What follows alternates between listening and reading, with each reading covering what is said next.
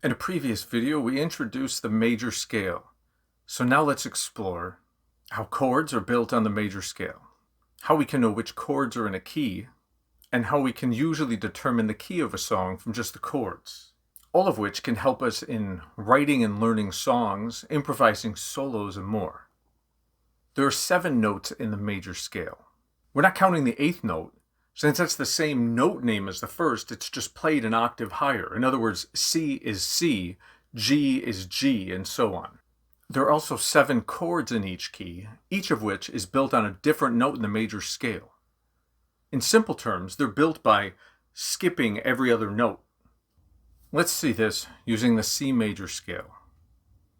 The chord C major, you may also hear people just call it C, is built on C, skip a note, E, skip a note, G. Then the next chord in the key is D minor. Starting with D, what do you think the next note is? If you said F, you're correct. We skip E, and the second note is F, and the third note is A. The next chord is E minor, which has which 3 notes? E, skip a note, G, skip a note, B. The next chord is F major. F, skip a note A, skip a note C. The next one is G major. Let's expand this piano image and use the G on the open string of the guitar so we have more room to extend the scale for the remaining chords. Now we have room to continue. G, skip a note B, skip a note D. The next chord is A minor. A, skip a note to C, skip a note to E. And last but not least is B diminished. B, skip a note D, skip a note F. Do you see the order of the types of chords in the key? Here is the pattern of the chord types in a major key. Roman numerals are often used to list the order of chords in a key, with major chords in uppercase and minor chords in lowercase. This symbol indicates this is a diminished chord, which we'll get into in another video. And this chord is major for our purposes today, but as the 5th chord in the key, it is dominant, which we'll get into in that same later video. You can learn about this and chords in general, and how there are only 3 types of chords in the video about the 3 types of chords. So let's try another key, F. You can use the major scale pattern to know if there are sharps or flats in any of the chord names, which we'll cover in the video about the secret sequence of the major scale. You can pause the video if you want to try this on your own, then hit play and compare to the answer when you're done. Remember, the notes in the major scale are named using the alphabet A through G, repeating over and over. So, if we know the key is F, then we just need to start our scale at F. Now we have our 7 notes in order, we just need to change B to B flat. Let's just assume we know that's correct. Using the pattern of chords in the major scale, we can know the first chord, F, is major, the second G is minor, and so on. By knowing this pattern of major, minor, and diminished, we can know the 7 chords in the key. So now if you know the key, you know how to figure out the chords. Let's say the key is D major. If you want, you can pause while you work this out, then hit play again when you're ready for the answer. Again, using the alphabet now starting at D, you now have the chords in order.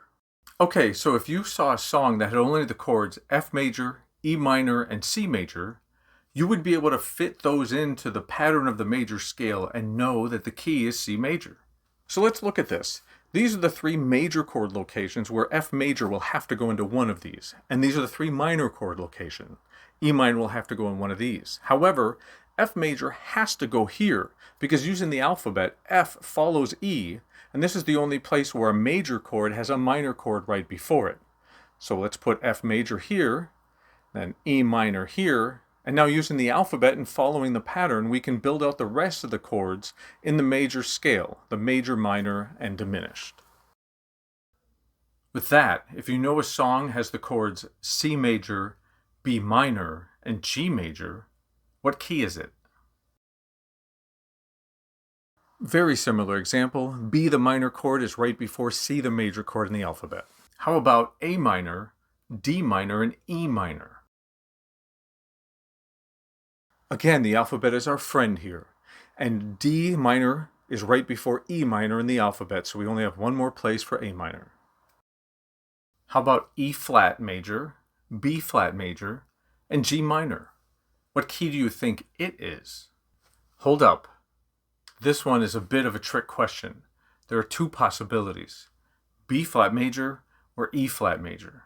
We don't have quite enough information to be sure with just these three chords. You might have to simply ask or try to play each of those two major scales, B flat major or E flat major, while the song plays in the background to see if one sounds better than the other. More than likely, there will be a note that doesn't work from one of the scales, and then you know it's the other key. You may have noticed a pattern with the placement of two of the major chords in a key and a similar pattern with two of the minor chords in a key. Did you catch it? If you notice that two of the major chords are right next to each other and two of the minor chords are also right next to each other, you got it. Nice work. If we spot that in a song, this can help us identify the key. Let's try this out. If we see the chords D and E, meaning D major and E major, in a song, and then we fill out the rest of the chords for that key, what key is this?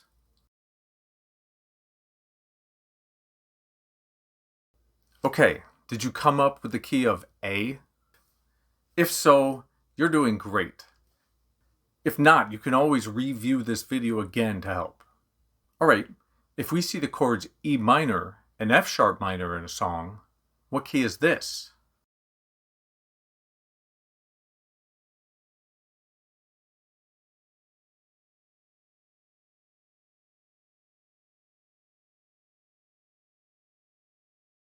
This works most of the time, especially in pop music.